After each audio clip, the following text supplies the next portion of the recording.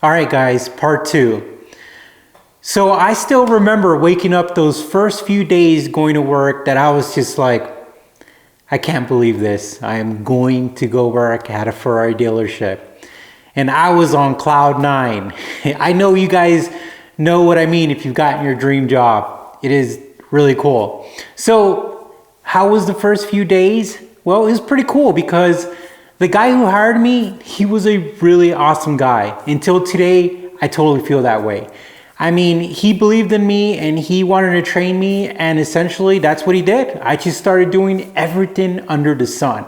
A couple things I started doing was receiving, which was in dealership terms, when brand new cars come in, you essentially have to get them off of the transport, aka an 18-wheeler, and you have to do this serious inspection. And the crazy thing is they look like a big present, or they look like a TV. If you ever taken a TV out of a box, you know how it's got that saran wrap, the foam, and it's got that kind of like thin, foamy looking stuff. Well, believe it or not, a lot of new cars, that's how they arrive. They just arrive with all this tape and craziness. So it's your job to try to look at it and make sure that the transport guy did not damage anything. And guess what? They do all the time. So that was pretty cool and a little bit stressful, but till this day, I still use those skills when I buy new cars to pretty much inspect them. You know, they teach you how to look at a certain angle and everything. It's pretty cool. And it's really important that I did it right, because when I put my name on it, it was essentially saying that that car was good. So that was one of those things. Another thing that I started doing was, as a kind of a service advisor, was just watching the main guy, the service manager, kind of go through a whole process. When somebody comes in and they sit down and they're like, I want a brake job, or I have a noise, or I need something to happen. You know, I need something done to my car, something happened. And essentially, from the moment that they sit down to writing up the ticket or the invoice or the work order or whatever you want to call it, all the way to getting the car inside a service bay and getting worked on. The crazy part is that the individual taught me a lot. And again, I still carry it to this day. And he says, this is not a business about cars or about money or about anything else, but about people. He's like, you want to build a relationship. And the crazy part is that everyone who walked through that door, they knew my boss, the service manager guy, and they essentially, he treated them like friends. He would ask things like, hey, you know, how's your wife doing? Or how's your kid did on that game? Or he always knew a personal touch. And he was charismatic, and he would really make people feel like family and comfortable. And then, you know, and then he did the business side of it, and he would just communicate really well. And so I automatically picked that up, and I thought that that was a great way how to deal with customers and people in business. And to this day, I believe that you should always, you know, take time to meet people and take your time to know your customer and know the people you do business with in a personal level, but in a way that you're genuine about it. So that was really great. And the crazy part is that the people who were coming in through the door, he was handling everything. You know, he was taking the tickets, and his name was on it. And I was just kind of watching. I wasn't really taking anyone new because I was kind of new in there. And then this is the craziest part, guys. The porter, which technically this guy in the totem pole, he's probably the lowest guy in the dealership, had the best job. Hands down. Like, if I would have known, I would have traded my position for the porter all day long, every day, and I wouldn't care. They could have paid me with popsicles and hugs and handshakes, and I wouldn't care.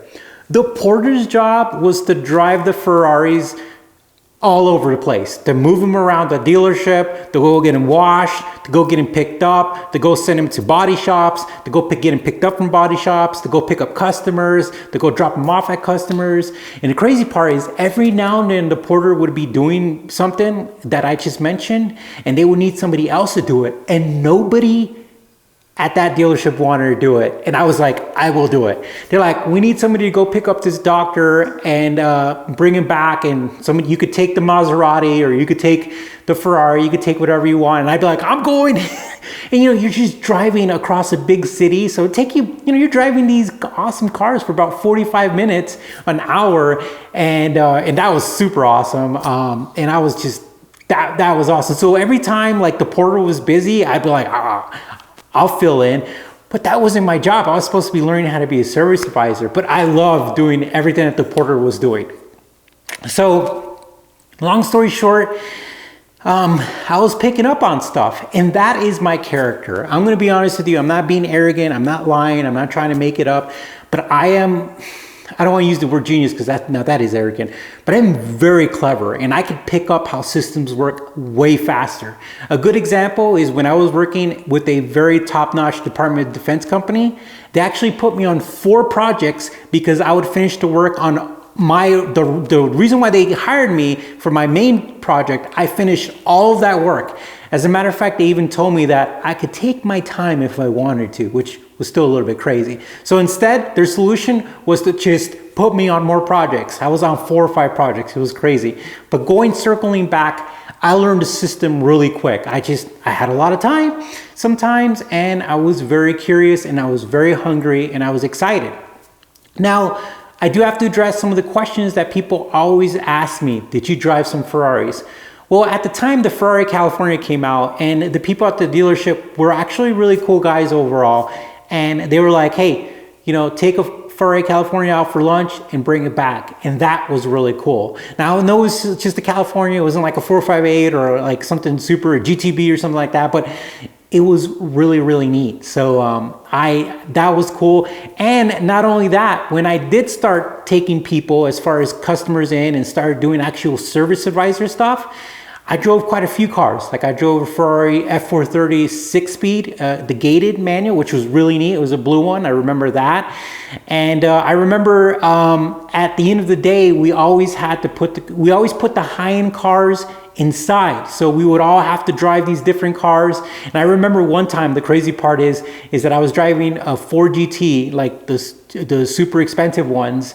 And I couldn't move it because I couldn't find reverse, and I remember everybody's laughing at me, and I lost my opportunity because I got to turn it on and I got to hear it and it was blown away, and I just couldn't find a reverse, and another guy's like, I got this, and I had to get out, and I was like, oh. But yeah, I've driven the Scuderias, everything. It was super cool. So long story short, I started picking stuff up, and I was just working away. If I wasn't checking in cars, I was doing porter job stuff, and then I just started doing tickets. And a couple people asked me, of course, later on, did I meet anybody famous? We saw a lot of basketball stars. We saw some politicians, a lot of lawyers, a lot of doctors, big automotive figures. Like till this day, I'm like, whoa, I didn't really know who that was until they were there. And that was cool. But yeah, everything was going well. But since I started picking it up, that's when the drama started happening. Because at this point in time, they needed a service advisor to relieve some of the workload on the service manager. And this guy was awesome. And that was my job, was to help him out. And I started to emulate what he did, take care of people, work hard. But I started to essentially do some work that I got hired for. So in part 3, we will talk about that.